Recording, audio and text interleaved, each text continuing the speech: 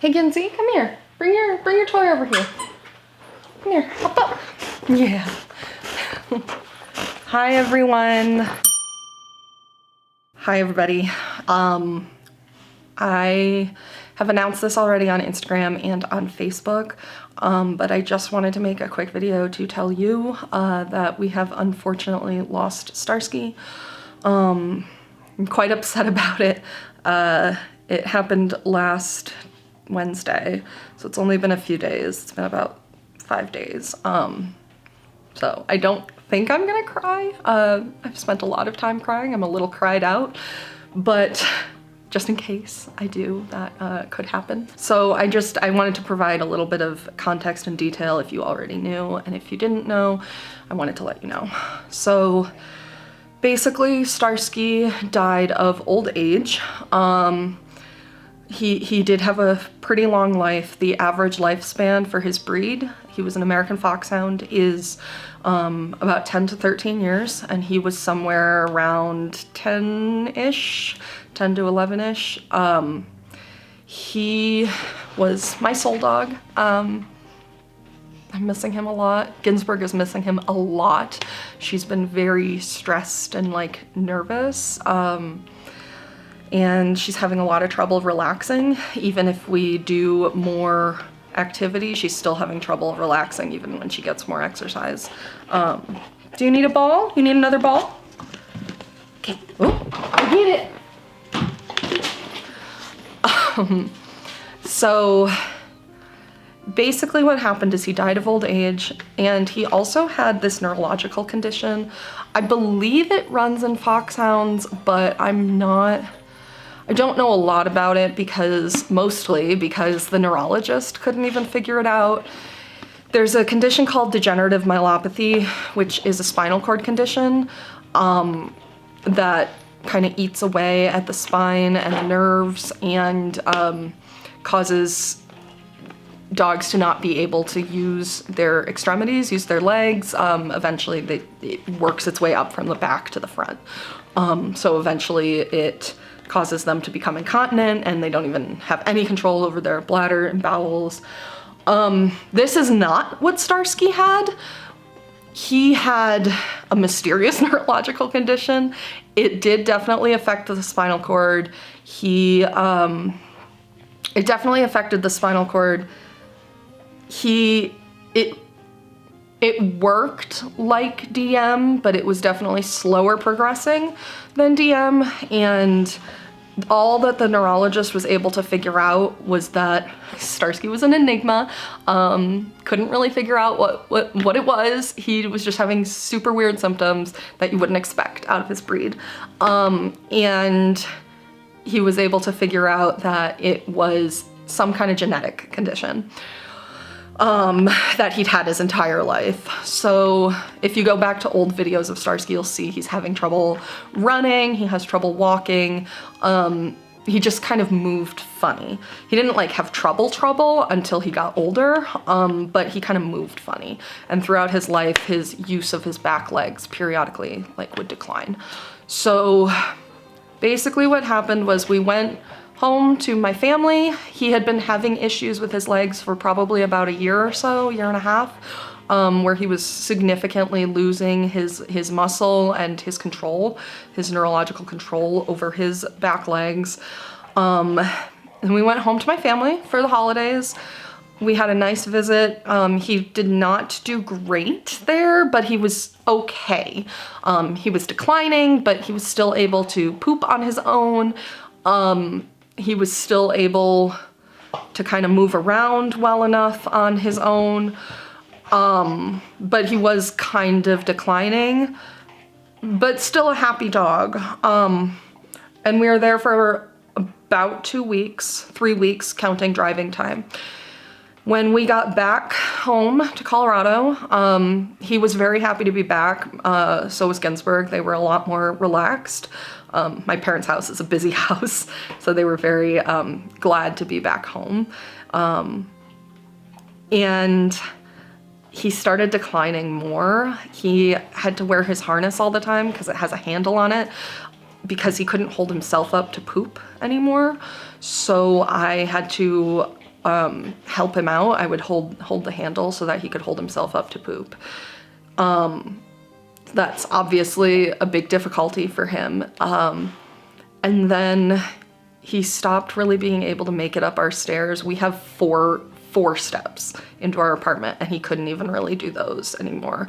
And you could tell it was starting to really affect his front legs as well. He could never really feel his back legs, you know, especially as he got older. And so he would kind of penguin waddle, but it started to affect his front legs as well, and he was swinging them out and forward to be able to take a step. So his muscle mass had really declined. He had never really been able to put much muscle on. And I didn't know about the neurological condition early enough, or I would have put more muscle on him when he was younger. I would have made that a much bigger priority. So he got to the point, he started declining on probably Sunday evening or Monday morning, Monday, I would say Monday. And he just was having a much more difficult time moving, lifting his legs, jumping. He couldn't move from one side of the couch to the other without me picking him up and moving him to come snuggle with me. So he would whine, and I would have to realize that what he wanted was to snuggle, but he couldn't move himself. So he started having some real mobility issues in the last few days. I went out for a walk on my own because I needed a break from my dogs. And when I'd come back, he had diarrhea. Sorry for too much information, but I want you guys to know the details. So he had some diarrhea accident while I was gone, and because he couldn't hold himself up, he had fallen and it was all over him. You could really tell that had just kind of affected his emotions, his quality of life. He couldn't move, he couldn't get up and down the stairs by himself, or he still struggled even with help with the harness, and he couldn't hold himself up to poop. And those things were really concerning to me. It's something I can help him with, but obviously significantly affects his quality of life. The other thing I started noticing was starting on Monday around afternoon, probably that accident forward, he started having signs of natural death coming. So you can usually tell when your dog is about to die naturally on their own. There are symptoms like they stop eating, or they are really slow to eat, they start refusing water, they get a lot more tired, they seem really confused. And he had pretty much all of those. He was eating slower. Before, he was like ravenous on it, right? Because it's really delicious. And he took a big drink of water in the middle of the night. Monday night? I think it was Monday night. He got up, or maybe Tuesday night.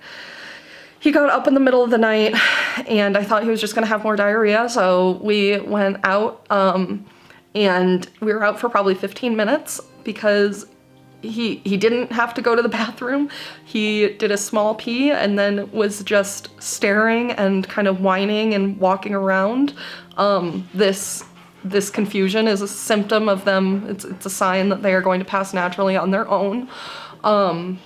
And it's also a sign that they're looking for some place to die, to settle down and call it. Do you need me to throw the ball again, Gans?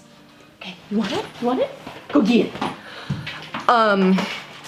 So he was really, it was coming regardless, and he was so uncomfortable and so tired that I took him to the vet. He only wanted to be in bed. He didn't want to leave bed. He tried to get me to go to bed at 6:30 on Tuesday night, and that was not like him. He only wanted to be in bed and snuggling, which I loved, of course. I love that. I love snuggling with my dogs. But it was different. There was something different about it. And you could just tell he was exhausted. He was tired. It was his time. And he was so uncomfortable. So we went to the vet, and even just at the vet, you could tell he was done. He was exhausted. He was uncomfortable. And maybe in pain. It's hard to tell with his condition whether he was in pain or whether he just couldn't feel his legs and couldn't feel things and was numb.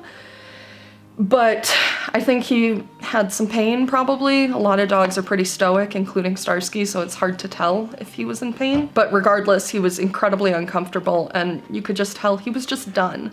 And I didn't want him to suffer. I didn't want to wait for it all to happen naturally and him to suffer. I wanted his end of life to be as comfortable as it possibly could be, as I could help him to be. So we put him down. I put him down at the vet. And I just have to shout out my vet. They are incredibly kind, incredibly just so compassionate and sympathetic, and they will do anything for you and your dog, and they'll be honest with you. They were like, you know, he's not gonna get better. He has this degenerative genetic condition. He's not gonna get better.